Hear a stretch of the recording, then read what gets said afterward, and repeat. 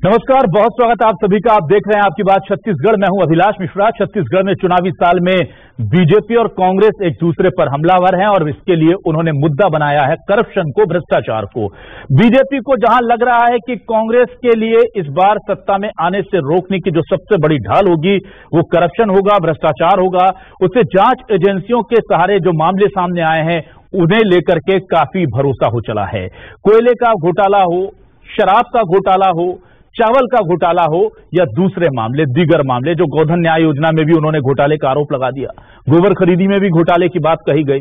ऐसे बहुत सारे मामले हैं जिन्हें लेकर बीजेपी कह रही है कि कांग्रेस ने करप्शन किया है और छत्तीसगढ़ की जनता का नुकसान किया है।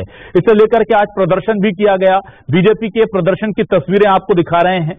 कैबिनेट मंत्रियों के चेहरे के मास्क लगा करके, ये देखिए आप, चाहे वो प्रदेश अध्यक्ष हो या कैबिनेट के मंत्री, उनके चेहरे के मास्क लगा करके शराब की बोतल हाथ में लेकर के ये लोग प्रदर्शन करते हुए डांस कर रहे थे। भ्रष्टाचार, बारात निकाली गई थी भ्रष्टाचार की, और जाहिर तौर पर इसको लेकर के कांग्रेस भी अब पलटवार कर रही है। कांग्रेस साफ तौर पर कह रही है कि अगर आपको भ्रष्टाचार की बारात निकालना है तो 15 साल के रमन काल के भ्रष्टाचार की बारात निकालिए। कुल मिलाकर के करप्शन छत्तीसगढ़ में बड़ा मुद्दा बन गया है। इस मुद्दे को इसलिए कोई हल्के में नहीं ले रहा क्योंकि कर्नाटक में 40% की सरकार के इसी नारे ने खेल कर दिया था। तो क्या यहां पर बघेल सरकार के लिए भी ये चुनौती साबित होगा? इसी पर करेंगे आज आपकी बात।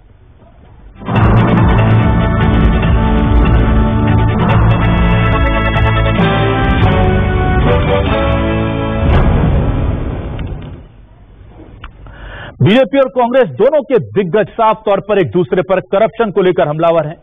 अरुण शाह ने क्या कहा और अरुण साहब के इस आरोप पर पलटवार सीएम भूपेश बघेल ने कैसे किया है, सुनिए। ये घोटाले की सरकार है, चाहे कोयला घोटाला हो, शराब में घोटाला, चावल में घोटाला, रेत में घोटाला, सीमेंट में घोटाला, लोहे में घोटाला, गोबर में घोटाला, गौठान में घोटाला। तो ये सरकार घोटाले पर घोटाले कर रही है और इसलिए वो घोटाले की बारात भारतीय जनता युवा मोर्चा के कार्यकर्ताओं ने निकाली है, लोगों को दिखाने के लिए कि ये किस प्रकार से राज्य की कांग्रेस सरकार घोटाले दर घोटाले कर रही है। घोटालों की बारात भारतीय जनता पार्टी आज निकालने वाली है। 15 साल वाली बहुत लंबी लिस्ट है, यदि कोई छूट जाए तो हम लोग दे देंगे। और आइए अब देखते हैं हमारे आज के सवाल क्या हैं। हमारे सवाल आपको दिखाते हैं। हमारे सवाल, चुनावी साल में होगा हिसाब, बीजेपी ने निकाली कांग्रेस के भ्रष्टाचार की बारात। कोयला, शराब, चावल, हर तरफ घोटाला, सरकार की जानकारी के बिना कैसे हुआ गड़बड़ झाला?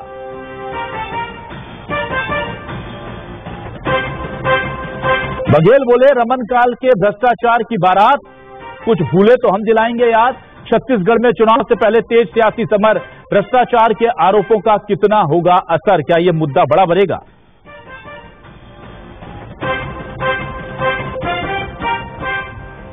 और आइए हमारे खास मेहमानों का रुख कर लेता हूं। मेरे साथ 3 खास मेहमान जुड़ चुके हैं। कांग्रेस के वरिष्ठ नेता प्रवक्ता नितिन भंसाली साहब हमारे साथ जुड़े हुए हैं। नितिन जी, बहुत स्वागत करता हूं आपका हमारे खास डिबेट शो में।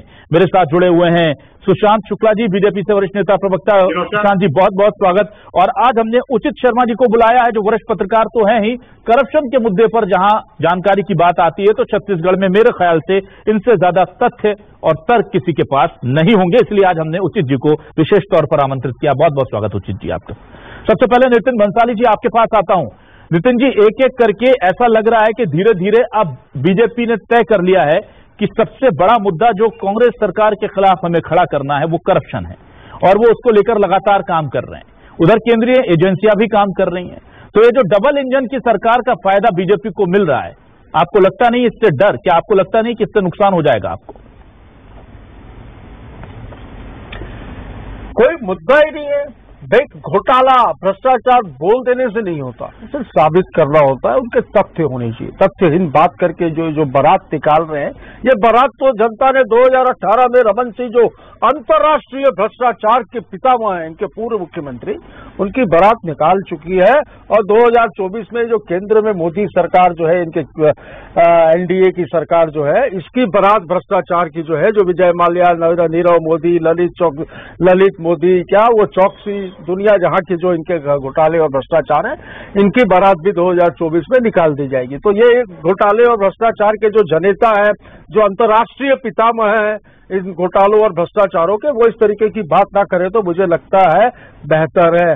पहले खुद के गिरेबान में झांक ले, कहे तो वो तो पूरी लिस्ट विथ डॉक्यूमेंट लाया हूं, अगर छूट देंगे और टाइम देंगे तो पढ़ के एक एक चीज विथ फिगर मैं आपको बता सकता हूं। नहीं, सर, आपने ये पढ़ा था और आपने इस पर कन्विंस किया था लोगों को, इसीलिए तो आप सत्ता में हैं। लेकिन अब मैं आता हूं सुशांत जी आपके पास। सुशांत जी, जब भी आप करप्शन की बात करते हैं 4-5 सालों के, तो वो आपके 15 सालों की ढेर सारी लिस्ट निकाल देते हैं।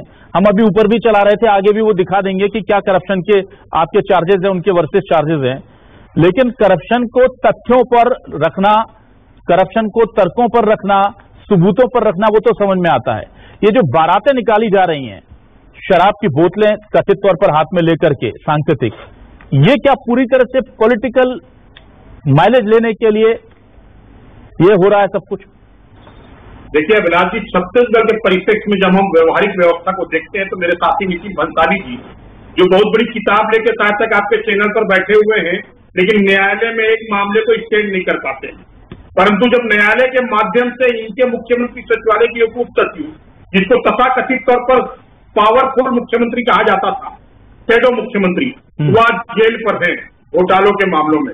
छत्तीसगढ़ में अराजकता, धोखाधड़ी, भ्रष्टाचार और विश्वासघात को समर्पित भूपेश बघेल की सरकार ने अगर कोई वर्ल्ड रिकॉर्ड, विश्व स्तरीय रिकॉर्ड कोई बनाया है तो भ्रष्टाचार का। हर मामले में जमीन बेच खाए, कोयला बेच खाए, रेत बेच खाए, शराब के नाम पर कालाबाजारी, यहां तक कि यह प्रदेश एक मात्र ऐसा प्रदेश है जहां पर तबादला को गृह उद्योग का दर्जा है। तबादला एक उद्योग चलता है इनके मुख्यमंत्री के संरक्षण में। अच्छा, मैं आपके माध्यम से पूछना चाहता हूं कि आखिर बताइए ना कि छत्तीसगढ़ में भू माफियाओं की मौज और सरकारी जमीन नीलामी पर है कि नहीं? छत्तीसगढ़ में तहसील गिरवी है कि नहीं? थानों की नीलामी, अराजकता और अपराध को संरक्षण है कि नहीं? नशे के व्यापार पर पुलिसिया संरक्षण है कि नहीं?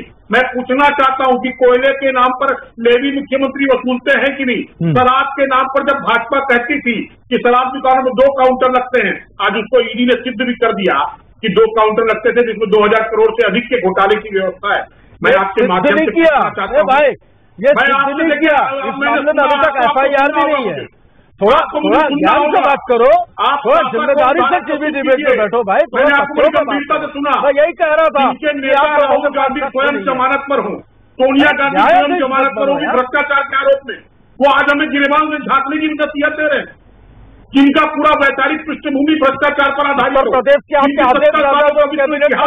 भ्रष्टाचार के नाम पर देश को चलाने का वो आज हमें नसीहत दे रहे हैं। अपने गिरेबान पे झांकिए साहब, क्योंकि शोहरत की बुलंदी पल भर का तमाशा है और जिस डाल में बैठे हो डाल टूट भी सकती है।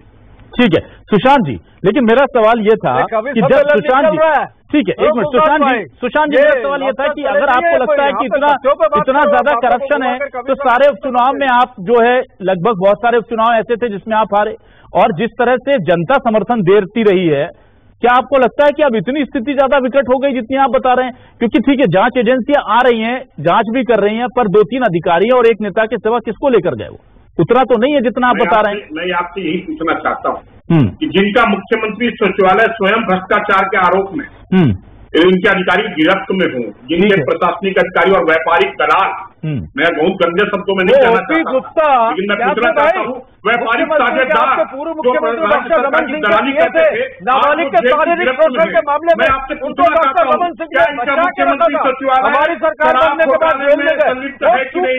इनका मुख्यमंत्री सचिवालय कोयले की घोटाले में संलिप्त है कि नहीं? इनका मुख्यमंत्री सचिवालय BAF के नाम पर भ्रष्टाचार में संलिप्त है कि नहीं? ठीक है, चलिए ठीक है, मैं एक बार शर्मा जी के पास आने की इजाजत चाहता हूँ आप लोगों से। ठीक है सर, ठीक है ना, घोटाले तो बहुत है, घोटाले बहुत हैं। चलिए बस यही स्टेब्लिश करना था, मैं उचित जी के पास आने का मेरा प्लॉट तैयार हो गया है, मैं यही जानना चाह रहा था। उचित जी के पास लेकर चलिए, मुझे जरा माफी चाहूंगा नितिन जी और सुशांत जी, 1 मिनट माफी चाहूंगा सर, 1 मिनट उचित जी के पास आना चाह रहा था।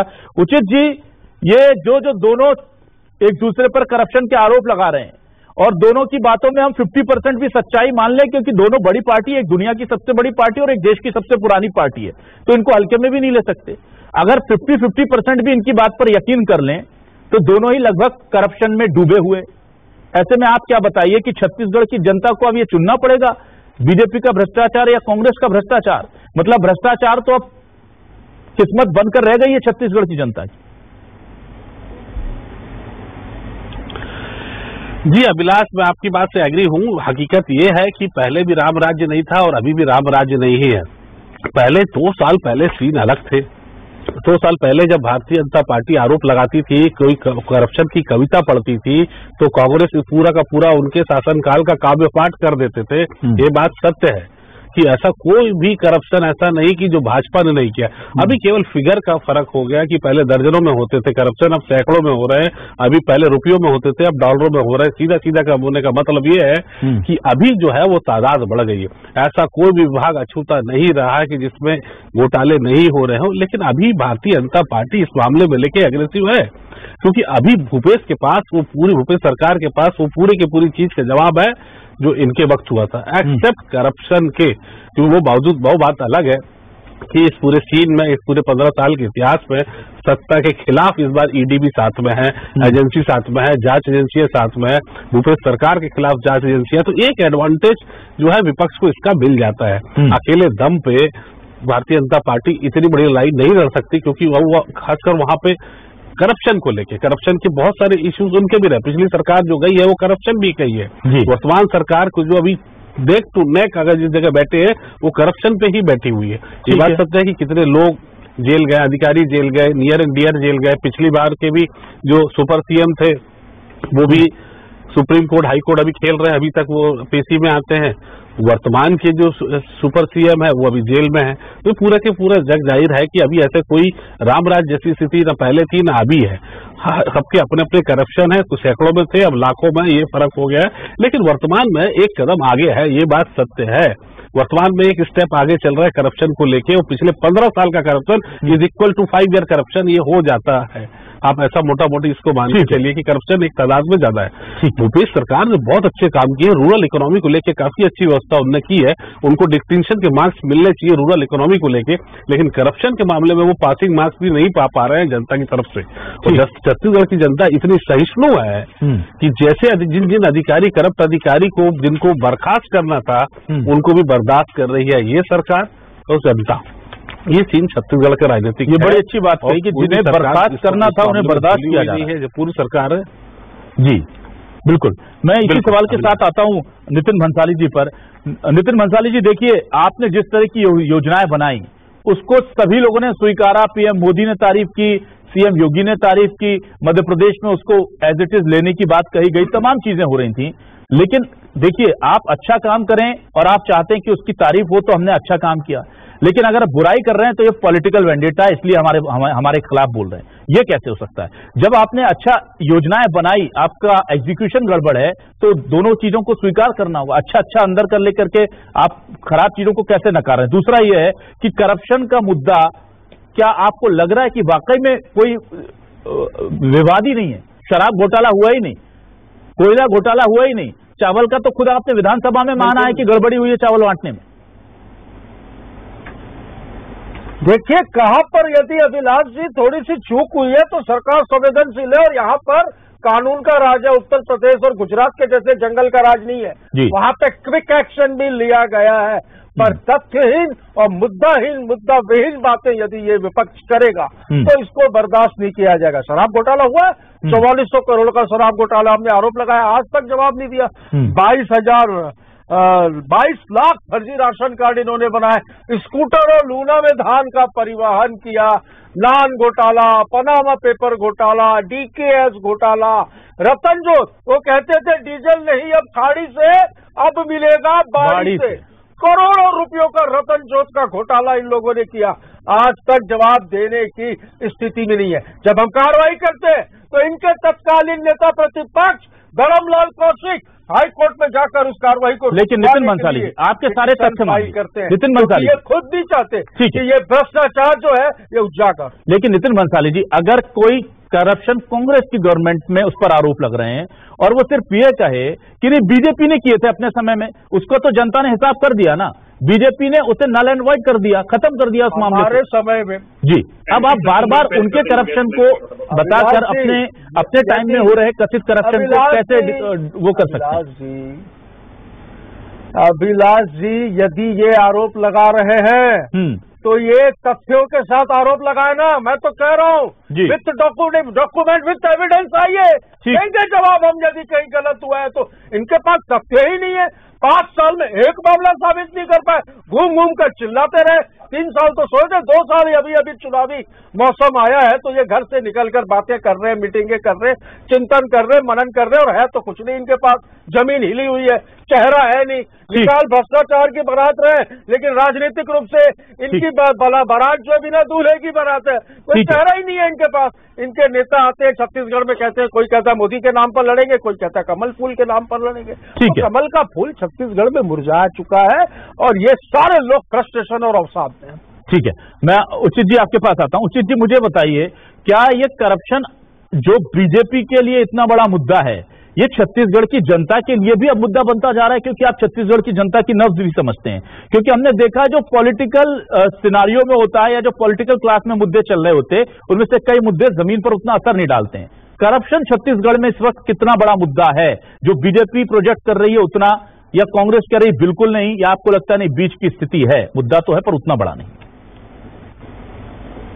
सुशांत जी आऊंगा आपके पास। नहीं अभिलाष, इस मामले में मैं कहूंगा कि मुद्दा तो है और ये मुद्दा है, और ये मुद्दा जो है वो अर्बन एरिया से रूरल एरिया में जा रहा है। देखिए कोई भी मुद्दे अगर लंबा सस्टेन करते हैं तो वो निचले स्तर तक जाते हैं, ये मुद्दे की रीत है, ये मुद्दे का चाल है कि अगर कोई लंबे सस्टेन कर रहा है और पिछले 2 साल से ईडी यहाँ काम कर रही है, करप्शन को एक्सपोज कर रही है, तो उसकी चाल नीचे अर्बन से रूरल एरिया में जाती है। और डेफिनेटली इस बार बड़ा मुद्दा रहेगा, ये मान के चलिए आप कि जो वर्तमान स्थिति है वो जो आज 14 और 71 की स्थिति है, मेरा दावा है कि अगर यही स्थिति बनी रही और ईडी में कुछ गिरफ्तारियां जो वेटिंग में है वो अगर होती रही तो ये निश्चित तौर पे ये 50-50 की सिचुएशन पे चुनाव आ जाएगा। भारतीय जनता पार्टी इस चुनाव को 50-50 की सिचुएशन में ले आएगी। जो इतना बड़ा 10% का गैप है और जो बीच में जो 55 सीट का जो फर्क आ रहा है उसको मीट आउट करने में भारतीय जनता पार्टी सफल हो सकती है, क्योंकि ये जो गैप है उसको करप्शन से वो पाटने की प्रयास करेंगे और बहुत हद तक सफल होंगे, क्योंकि ये मुद्दा जो है वो करप्शन का, और जिसको भारतीय जनता पार्टी इस करप्शन की अवस्था को जिसको राल डालने की कोशिश करके इस आग को भड़काने का जो प्रयास कर रही है, निश्चित तौर पर उसको सफल होगी। और ये मुद्दा अब जनता का भी मुद्दा है, केवल विपक्ष का मुद्दा नहीं है। मीडिया में जो चीजें रिपोर्ट हो रही हैं उसमें किस विषय पे करप्शन नहीं है, जैविक करप्शन, सरोगेसी पे करप्शन, इनके ईओआई में करप्शन, ओपन टेंडर में करप्शन, क्लोज टेंडर पे corruption, first time corruption, organise corruption, कितने प्रकार के करप्शन की पूरी भीड़ लगी हुई है वो जनता देख रही है। और जिस तरीके से अभी मीडिया भी इसको रिपोर्ट करने लगा है वो गांव-गांव स्तर तक जा रहा है, तो निश्चित तौर पे ये एक बहुत बड़ा मुद्दा होगा 2023 के चुनाव में। सुशांत जी ने एक बात कही, मैं आ रहा हूँ सर, आपके से ईडी एक्टिव है छत्तीसगढ़ में, मैं कुछ बोलना चाहता हूँ, जल्दी बोलिए। इस तरीके से क्यों बोलना चाहते हैं? जब भ्रष्टाचार के पितामह ये सब होगा तो ये खुद मान रहे हैं, उचित चीज ये जान रहे हैं कि ईडी किस तरह की कार्रवाई कर रही है छत्तीसगढ़ में, और ईडी की वजह से 50-50 का मामला बनेगा। तो भाई ये केंद्रीय एजेंसियों का दुरुपयोग है भैया, ये दुरुपयोग है केंद्रीय एजेंसियों का। जहाँ पर आपकी सरकार नहीं है वहाँ पर आप ईडी और आईटी का वो तरीके से उपयोग करके वहाँ पर सरकार को बनाने और गिराने का केंद्र। ठीक है, मैं एक मिनट सर, ठीक है, बीजेपी के ईडी आईटी नितिन जी एक मिनट, ठीक है। सुशांत जी आपसे एक सवाल ले लूं मैं? सुशांत जी ठीक है, मैं सवाल ले रहा हूँ, ठीक है। सुशांत जी कोई सुन नहीं पाता, आप दोनों बोलते हैं। सुशांत जी आपसे एक सवाल ले रहा हूँ। सुशांत जी शांत हो जाइए, सुशांत जी शांत हो जाइए, सुशांत जी एक मिनट के लिए शांत हो जाइए, मैं एक सवाल ले रहा हूं। सुशांत जी अगर आप जितना बड़ा करप्शन बता रहे हैं, ऐतिहासिक, अभूतपूर्व, अद्भुत करप्शन हो रहा है आपकी, तो अगर मैं बात कर लेता हूं तो आपकी ईडी, सीबीआई, तमाम जो आईटी जितने भी छापे मार रहे हैं, ये लोग बैठे क्यों हैं? क्या इंतजार किया जा रहा है कि चुनाव थोड़ा और नजदीक आ जाए ताकि जब वो छापे पड़े तो उसका पॉलिटिकल माइलेज मिल जाए, या सबूत नहीं मिले। दो ही चीजें हो सकती हैं देखिए सुशांत जी, या तो आपको सबूत नहीं मिले इन एजेंसियों को इसलिए वो खामोश बैठी हैं, या फिर सही टाइमिंग का इंतजार हो रहा है। इनमें से क्या चीज है बताइए अभिलाष जी। हाँ। आज एक बता देता हूं कि छत्तीसगढ़ में इनकी आधी सरकार, हाँ। यानी प्रशासनिक व्यवस्था आज कानून के गिरफ्त के अधीन है। अच्छा। मैं आज आपसे बोलना चाहता हूं। और इनकी सरकार की वर्तमान जो सुपर सीएम है वो जेल के सलाखों के पीछे है। ठीक है। एजेंसियों की निष्पक्षता पर प्रश्न चिन्ह उठाने के पहले सरकार के द्वारा किए गए व्यापक भ्रष्टाचार और वसूली बाद के मुख्यमंत्री के चारित्रिक व्यवस्था पर बात करनी चाहिए। ना ये सब शब्दों का इस्तेमाल मत किया कीजिए सुशांत जी। सूर्यकांत तिवारी कौन है सुशांत जो मुख्यमंत्री के कार्यालय में और आवास में बगैर सुरक्षा जांच के जाता था? कौन है सूर्यकांत तिवारी? मैं पूछना चाहता हूँ। मैं सुशांत जी, सुटेजा जी, सुशांत जी, राज्य के आप पुरानी चीजें पूछ रहे हैं, मैं आपसे नई चीज पूछ रहा हूँ जो अभी की है। घोटाले का कल छाती कमीशन लेना बंद कर दो, 10 साल हमारी सरकार आएगी। बताइए ना कौन है ये? ना आप लोग आपस में एक मिनट सुशांत जी और करने का आरोप लगा मैं महत्वपूर्ण सवालों से इधर उधर हो जाते हैं आप मुख्यमंत्री बनने के बाद वो दबाव।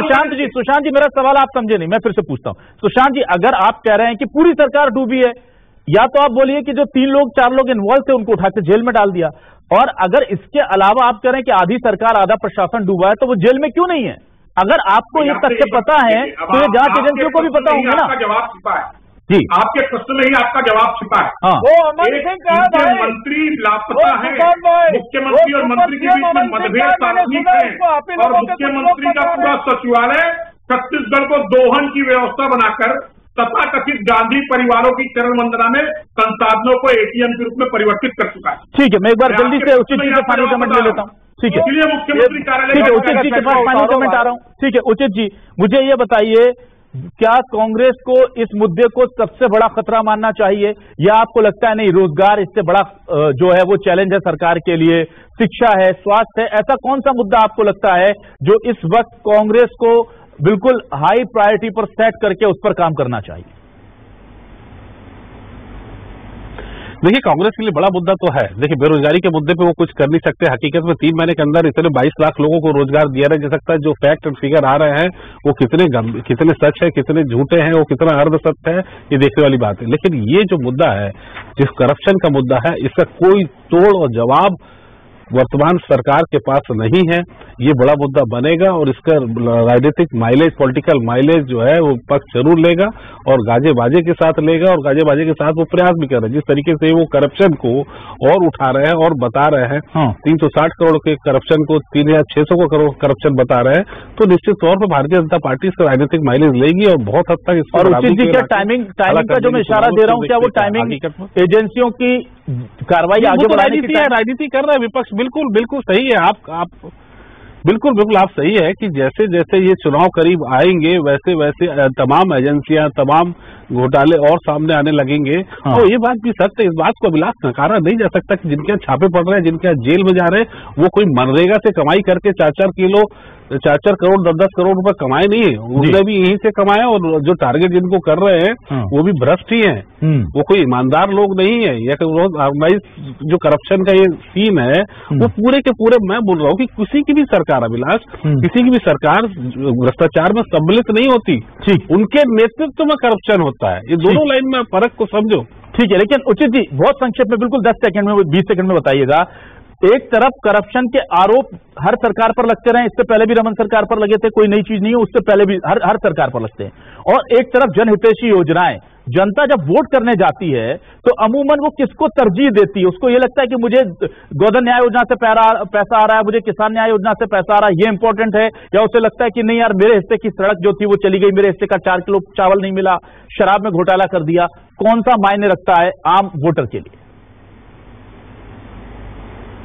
देखिए, ये जो है, जो तात्कालिक चुनाव के समय में जो परसेप्शन क्रिएट किया जाता है, वो परसेप्शन बहुत मायने रखता है किसी भी राजनीतिक पार्टी के लिए। तो आखिरी 6 महीने बड़े जिम्मेदारी और जवाबदारी के होते हैं। वो परसेप्शन बनाने में कामयाब दिख रही भारतीय जनता पार्टी। जहाँ रहा फैसिलिटी की बात, वो फैसिलिटी उन लोगों का मानना है कि ये फैसिलिटी भारतीय जनता पार्टी रहेगी तो भी हमको मिलेगी, कांग्रेस सरकार रही तो भी मिलेगी, बहुत ज्यादा फायदा और नुकसान नहीं होगा। चलिए, तो कुल मिलाकर के बहुत टफ फाइट होने जा रही है आगे, लेकिन करप्शन का ऐसा मुद्दा है जिसे कांग्रेस को लेकर के अब गंभीर हो जाना चाहिए और बीजेपी उसे लेकर के बहुत ज्यादा गंभीर है। जब बड़ी रेड्स नहीं पड़ रही होती, जब बड़ी गिरफ्तारियां नहीं हो रही होती, तो बड़े आंदोलन हो रहे होते हैं ताकि जनता के जहन में करप्शन एक बड़ा मुद्दा बना रहे।